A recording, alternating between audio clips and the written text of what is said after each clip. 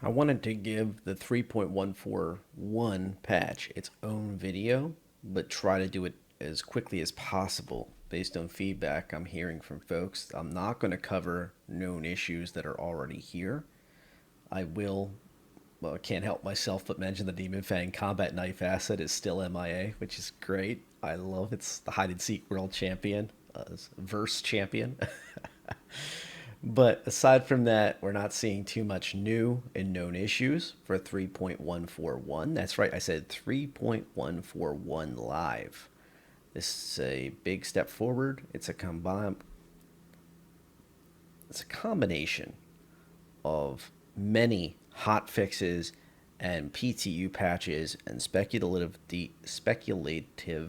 desyncs,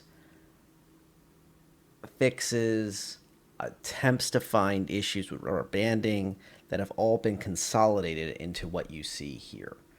Now, this patch is not brand new. It was put out yesterday. I am transmitting on Thursday. But this was put out just before the free flight was initiated. And I gotta say, I think CIG really nailed it. I've had about 3 hours now in this patch, and I am appreciating this patch more and more as I had time in. I didn't feel that I could do it justice this morning, especially because I didn't have a lot of time in yet. I only had a very short play session, about 45 minutes, which in Star Citizen's like a second. But now that I've had 2 sessions in, I've got some few hours in. I tested out some recording, not particularly for any specific video, but I just wanted to see if it would crash it, if it would have some major issues, and I haven't had any. So even under the load of recording, my usual settings have been working really well. And I want to highlight the major bug fixes because these are new for this, and this is the main event for this patch. Basically, they fixed the soft reset issue, where characters, were getting the soft reset and losing their location, reputation progress, etc. And they said under various other circumstances when updating their hangar pages and renting ships. That's gone. Editing their PMA Moby-Glass case should no longer prevent Moby-Glass functionality. That is gone for now. I would keep an eye out for that because that's come and gone on different test PTU patches. For now, you can switch your Moby-Glass case over at what they're talking about is the factory line store for Microtech on their planet and in their city of New Babbage. You would go to their store and you'd buy the Moby Glass of different colors, and it would mess up your Moby Glass's functionality. So that is something that to watch out for on recent bug fixes. However, for now, you can keep your Moby Glass case, and I trust that this is something that they will keep an eye on and make sure it doesn't happen again. But it is something that has been long term in the PTU patches, and it did go away once during the PTU and very early period. So I would keep an eye out for that, but you should be okay. Players are able to claim insurance on all ships in the ASOP terminal, and I'm phrasing it that way because it was never that you couldn't claim insurance. It was that specific ships would get bugged out, and half your ships you wouldn't be able to claim on. And when you were in the PTU, it was no big deal because you'd have a huge stack of ships. Okay, you can't fly your favorite or what you wanted to test, but you'd have plenty of other ships in that category to be able to fly. In this circumstance, it is a major problem on the live server if this was an issue. And it was, unfortunately. The original 314 Live was rolled out, and there was some folks who experienced these insurance claim issues. I was one of them. But it's been fixed.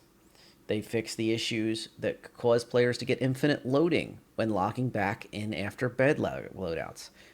So if you saw my videos recently, I keep focusing on the beds, especially for new and long-term returning players that are maybe just starting out with buying into ships or looking at game packages with beds versus no beds.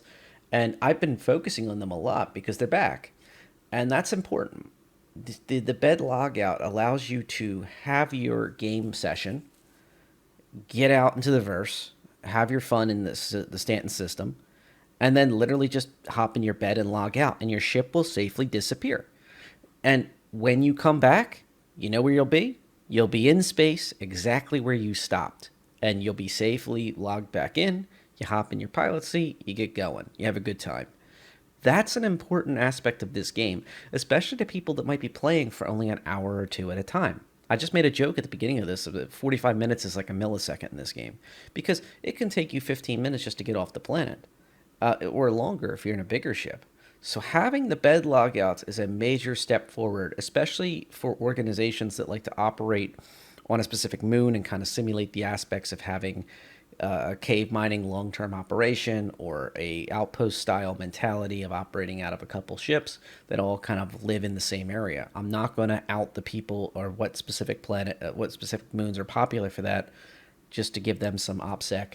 But there's two outfits so far that I've been hanging out with, and I've seen them in action, and I'm very impressed with what they can do with bed logouts, and I'm glad to see that's back in the arsenal, and I hope more folks embrace it.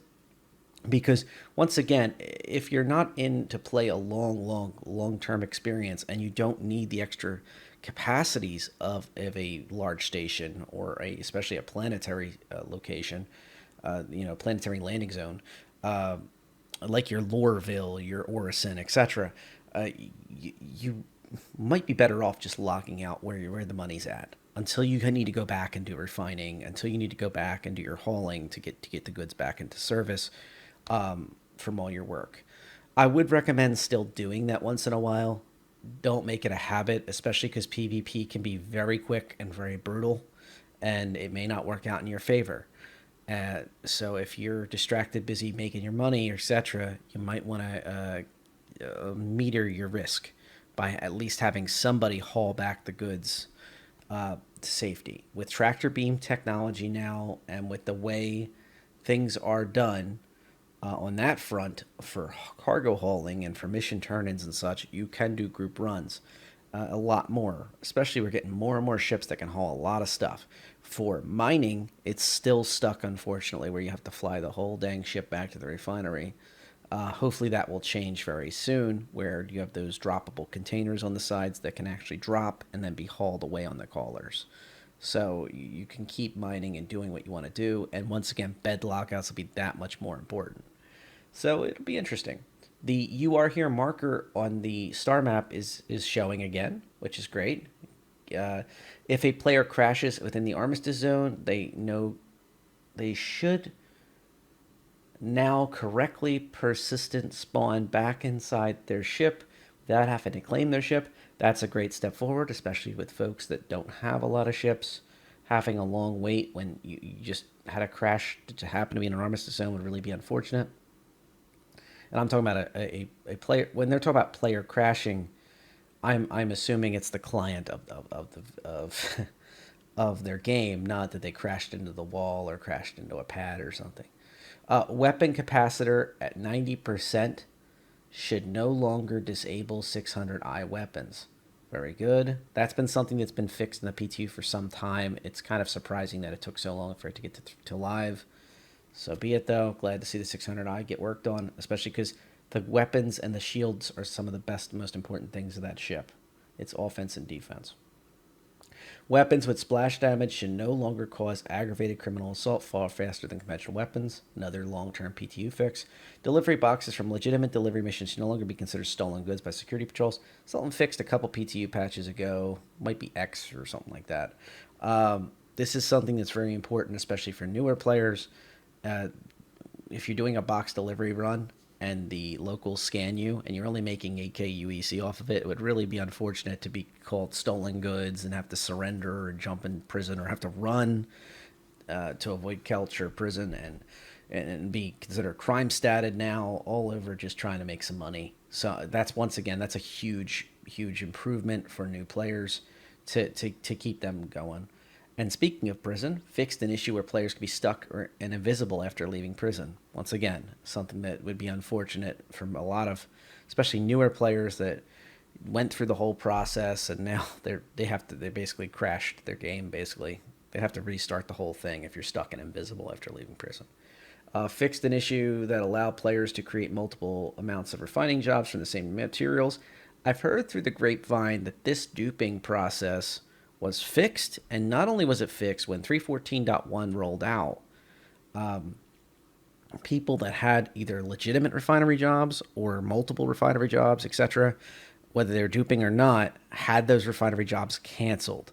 So, because of the nature of refinery jobs taking a long period of time, real world time, it's unfortunate that people that got caught in the crossfire, so to speak, on this duping, uh, were also impacted, because that set them back quite a lot and of time.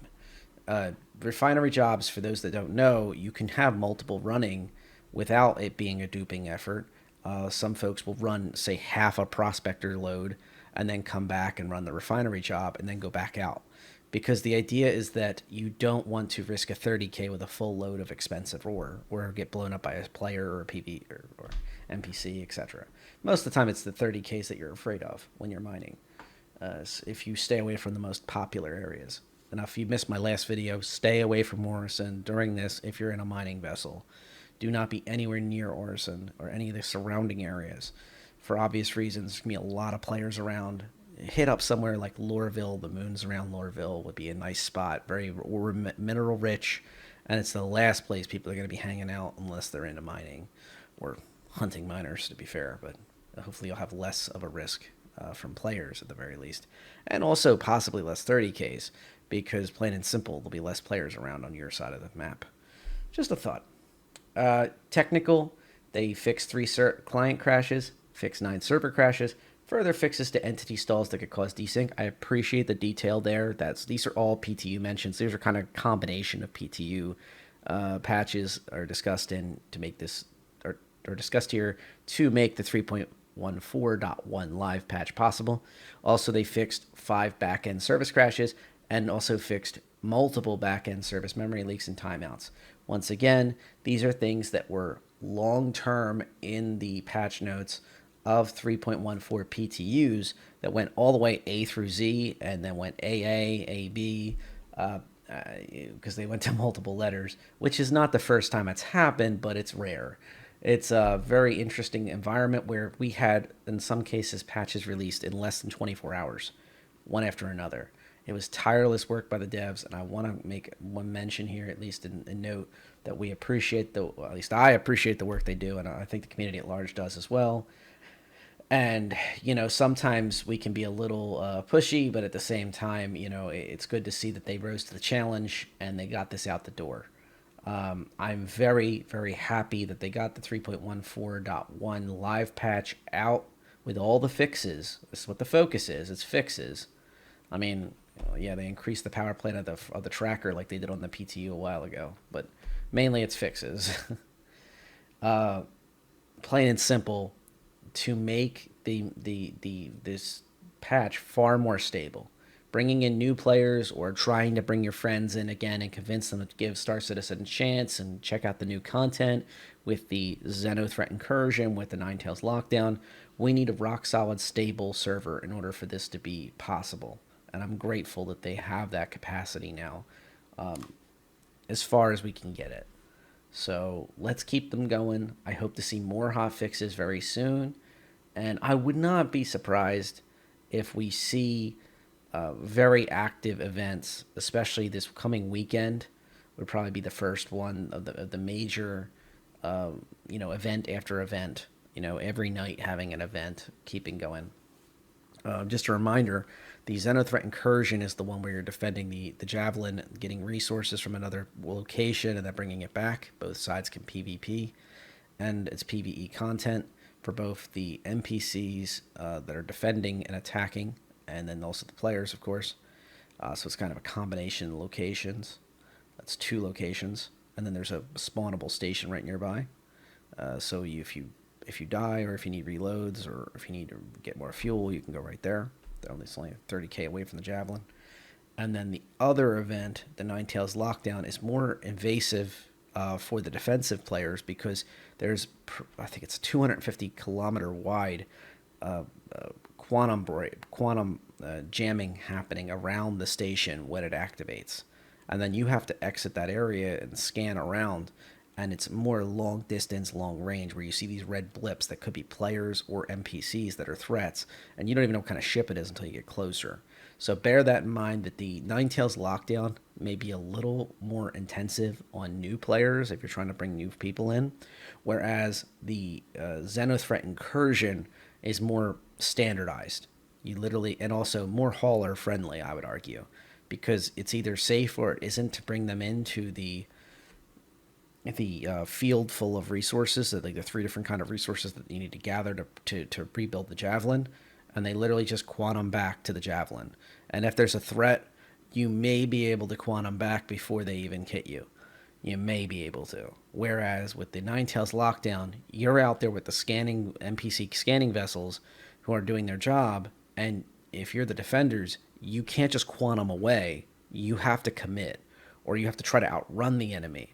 So if you're bringing new players in, I highly recommend having them maybe as turret gunners or as a co-pilot on these ships that have that ability to fire a lot of missiles, and test that out ahead of time so that everybody's familiar with their roles.